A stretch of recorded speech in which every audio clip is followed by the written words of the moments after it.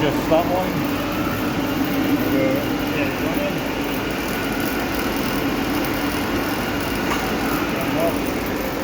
Now, I'll open him up for you because then we can show you when you change the blade how you can. So we've got when he's open. Now, when that blade is changing, we've got a button here which takes the brake off. So now it can be freehand wheels. As soon as you release that, the brake's on and you can't freewheel it.